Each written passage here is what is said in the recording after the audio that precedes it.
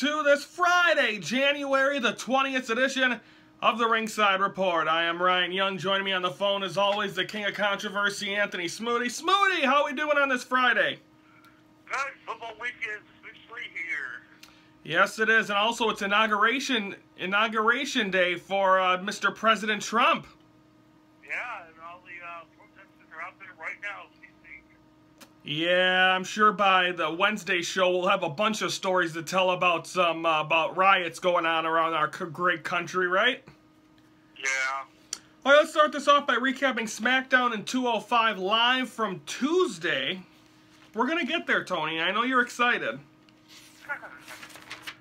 Let's see here. I gotta find it first. See, this is what happens when I gotta host. Well, I host every day, but I lose track of where I'm at. Okay, here we go. Shane McMahon comes out, and he announced on Twitter that there's a big announcement to kick off Tuesday night SmackDown Live, which then ended up turning out. Everyone thought, okay, maybe he's gonna enter the Royal Rumble. Maybe some, but no, it's announced that the WWE Championship will be defended in the Elimination Chamber in 4 weeks at Talking Stick Resort Arena in Phoenix, Arizona. Tony, your thoughts are, is it a bad thing to talk about Elimination Chamber before the Royal Rumble's even here? No, I think it's a great thing to start talking about the Chamber because it's time to find out who's going to enter the Chamber once the Royal Rumble ends. Yeah, but AJ Styles comes out, John Cena, The Miz, a great line. I forgot there was a great line that I think it was AJ Styles said to Miz about something about sleeping with Maurice, and then John Cena comes over and says "burn." But the promos are good on SmackDown. Nikki Bella then attacks Natalya. They do this promo. They eventually brawl in the concourse. Tony, did you notice something interesting about that promo and them T-shirts?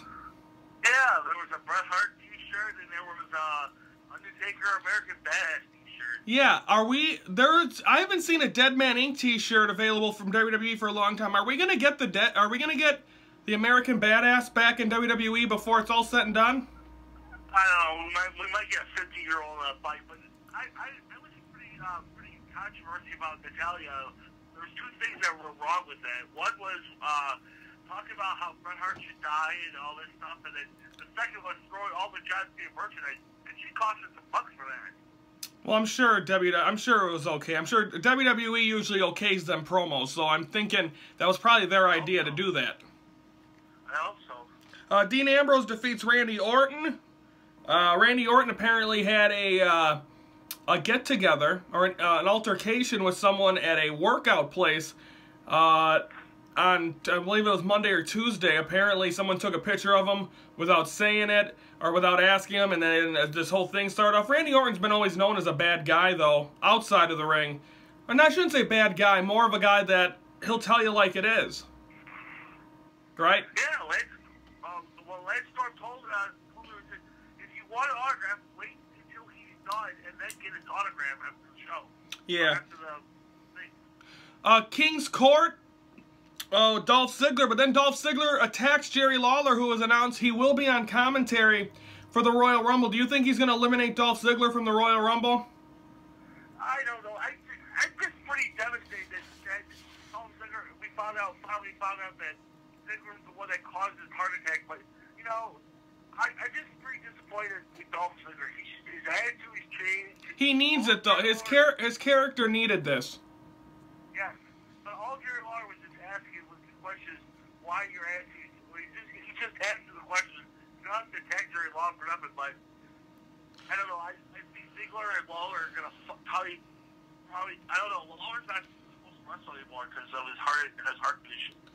Women's title on the line. Alexa Bliss defeats Becky Lynch thanks to the help of La Luchadora, who was Mickie James. Mickie James and Becky Lynch looks like they're going to be in a little bit of a storyline together. Well, they're going to probably fight it. They're going to probably end up going to WrestleMania somehow, some way. There's going to be a match. Yes, there will. And then now let's talk about 205 Live that took place right after. Drew Gulak defeats Cedric Alexander. Tony, are you annoyed and over the whole talk about the whole thing between Alicia Fox, Cedric Alexander, and Noam Dar? Yeah, I'm really tired of it. They need to start changing up that storyline. Next weekend is Tony, eventually, if this don't end with her turning on Cedric Alexander and joining Drew Gulak, who keeps getting slapped in the face, then I think this storyline's pointless. Tony Nese defeats Mustafa Ali, and Jack Gallagher defeats Daivari in an I Forfeit match. That is SmackDown on 205 Live. We're going to take a timeout. When we come back, we're going to recap Ring of Honor. That's next on the Ringside Report.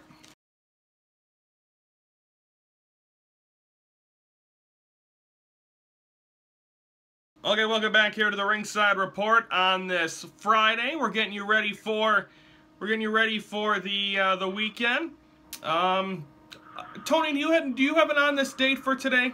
It's got to be a Royal Rumble. I believe Triple H returned in the 2002 Royal Rumble and won. Yeah, that was it. Yep. He beat Kurt Angle. That was Ric Flair beat Vince McMahon in the I Quit match. To this day, I think that was the funnest road to WrestleMania that there was in a long time, because I went to that No Way Out, and that's when the NWO came back in Milwaukee, and that was the last time you saw the NWO. It was their last run. Yeah, they only had a little run, but after that, but I still think just a tremendous. I think that was a great road to WrestleMania. What WrestleMania was that? 2018? 18, yeah, Toronto. See, I hope there's never another international WrestleMania, Tony, because we're gonna have to buy passports. Crap. I have a passport. I have to work on getting a passport. But I think you can get them, and you can go to the offices, and because Brianna did that when she went to Canada, we'd have to get one. It's only like $100. Yeah, my dad went to Canada in '96, so it's been a long time. Man. Some news surrounding wrestling today. It was announced on Thursday, yesterday. Monday, during a house show in Arkansas, that AJ Styles was robbed during his wrestling match. Someone stole, I believe, his phone, his Xbox games. He had, I believe, $4,000 in money. He also had Japanese money. A lot of stuff stolen from the locker room. So that pretty much means it's someone that was working, not a wrestler most likely, but probably someone that was working the building. That's not a good thing, Tony. No, that's not a good thing. And you know, the WWE's going to investigate and find out who's the one that did it. It's just like, all these little nuggets there. But I'm so tired of those things for wrestlers and everything. And I mean, there's people out there scamming all the time. I mean, back in May, I got that's why I don't throw away my receipts anymore for my debit card, because I feel like I was throwing them around at WrestleMania weekend, and then a month later that I get a fraud charges from Ireland. And there's a lot of there was a lot of Irish people we saw from Ireland at WrestleMania. So I wouldn't be surprised if one of them got one of them receipts and found something, but you never know, Tony.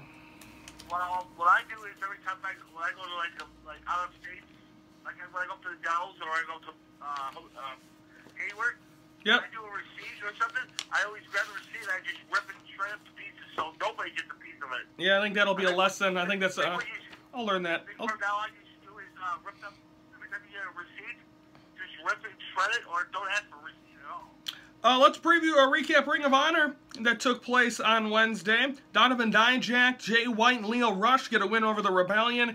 Cody comes out and cuts a promo, and eventually then address. Here comes Steve Corino, and Steve Corino says he loved his dad, the American Dream, Dusty Rhodes. This eventually led to a match.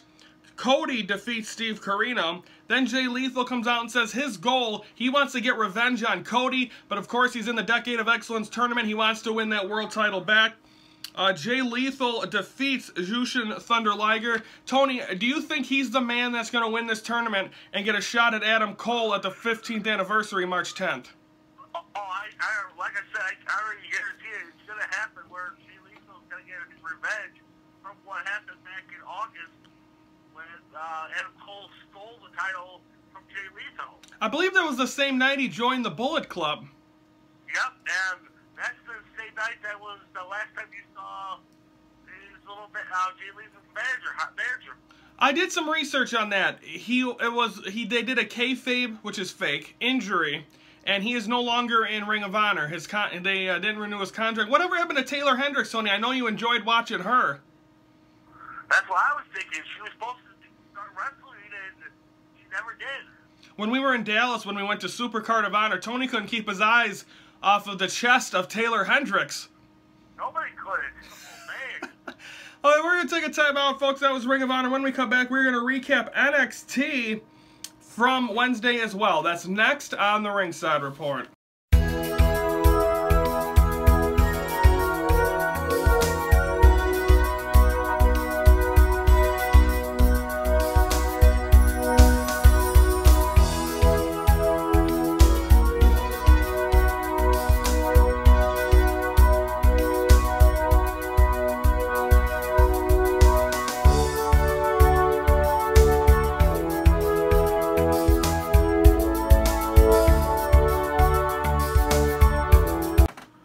As you saw right there, folks, our promo leading us up to Ringside Report going to their third WrestleMania, going to Orlando. And Tony, I was looking up things to do, because I know we've talked about a lot of things that we have planned on doing, and we will air the stuff that we do on a future edition of Ringside Report from, I don't know if it'll be the ones from Orlando, or we'll wait till the 500th episode, or whatever we do.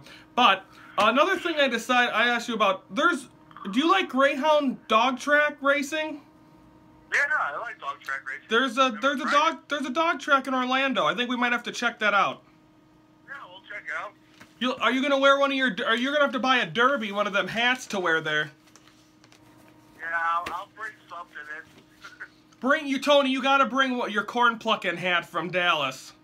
I'll bring my corn plucking hat from Dallas. I don't think that one, you said that one was broke, but you did buy a cowboy hat too, didn't you? Yeah, I tried to. It was almost $30 for a cowboy hat. So You bought one though. Remember you had it on in one of the promos we did. I think I did, but I don't remember when. Yeah, I still have the cowboy hat. Oh, Smoody. What are you gonna buy in Orlando? I don't know what they got there in Orlando. I don't know I don't know if they're famous for wearing anything. Sunglasses. Yeah, probably like maybe sunglasses or maybe the White Howard Baggett jersey or something, or Shaq jersey. What we should have done as the loser of the picks, and by the way, we'll announce next Sunday at 9 a.m. the Royal Rumble warm-up.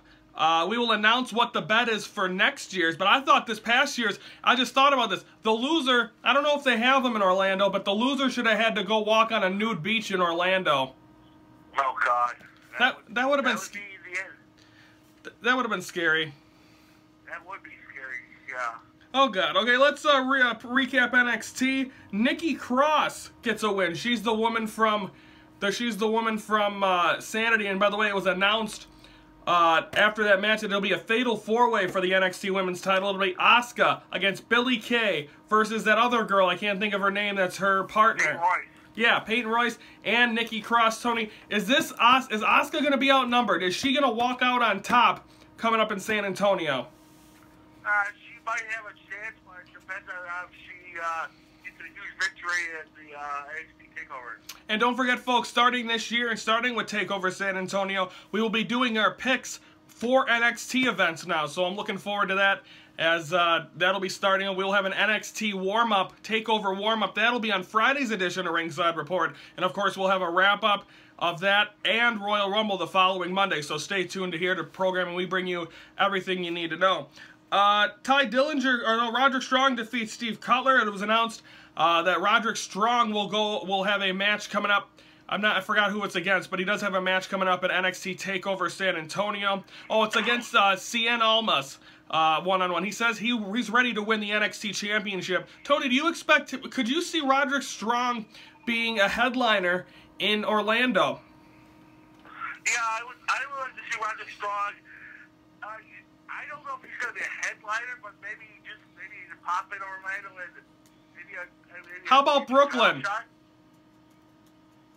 Brooklyn? Yeah, I would expect him to be in That gives him about 8 months to build his main event status. Yeah, I would like to see Roderick Strong in about 8 months to do that. Ty Dillinger comes out and says he don't know what's next. Then Sanity comes out and offers him a shirt to join Sanity. That doesn't happen. They end up attacking him, and then that's that. Do you think he's going to be number 10 in the Royal Rumble? No. Ty Dillinger. Ty Dillinger, I would expect him to be probably number 10, maybe less than the Royal Rumble. He would probably be early entry in the Royal Rumble. And I think Kurt Angle's going to be number 30. Kurt Angle said in an interview he wants to face AJ Styles. Do you see that match happening at WrestleMania? Probably no. If he wins the Royal Rumble, I would expect him to face AJ Styles. But maybe in the Elimination Chamber. I don't know. I don't think so. I think they're gonna say he wants one more match. It's gonna be on the big stage. Well, that depends if AJ Styles remains champion. Yeah, hopefully he is. TM6 won in the Revival and a no contest when the Revival attack and destroy one of the knees of one of the guys. I believe there was a serious injury, not because of that, but there was an injury. One of the guys at TM6 one's out for a long time. Not sure when he's going to be back, so I think that was just a storyline to go with that. The Revival probably out of. Do you think they get called up soon? Yeah, they'll get called up soon. There'll be some superstars that'll be called up soon. Always around WrestleMania. Remember last year, the Raw after WrestleMania, we saw Apollo Crews, Enzo and Cass. Was that it? Yeah, Carmella came in. Carmella, did she come? Was she there for that one? She wasn't. She might have got. I think she didn't get called up till the draft. I don't think. I think she didn't come up to the draft, but she was still part of the NXT. She was in Dallas. NXT Championship contract signing took place. Tony, we're ready for it. It's going to be Shinsuke Nakamura going up against Bobby Roode. I think this is going to be a really good match to close out San Antonio. Yeah, it's going to be a good one, but Nakamura's got to worry about Bobby Roode. Indeed. So we'll see what happens there. Should be exciting as we get ready for TakeOver San Antonio, which is the night before SummerSlam, Royal Rumble. Coming up next weekend, and of course we'll have full coverage of all that coming up next week, and of course next Monday. We also have SSW next week, so we have a busy week to talk about a lot of stuff as we get ready for our first real busy weekend of 2017. That's going to wrap it up. A preview for Monday, we're going to recap Impact, preview Raw and Smackdown, which will be in Ohio. Yeah. And I know Alexa Bliss is from there. For Anthony Smoody, I'm Ryan Young. Have a great weekend, and thank you for watching the Ringside Report, your front row seat to all things wrestling.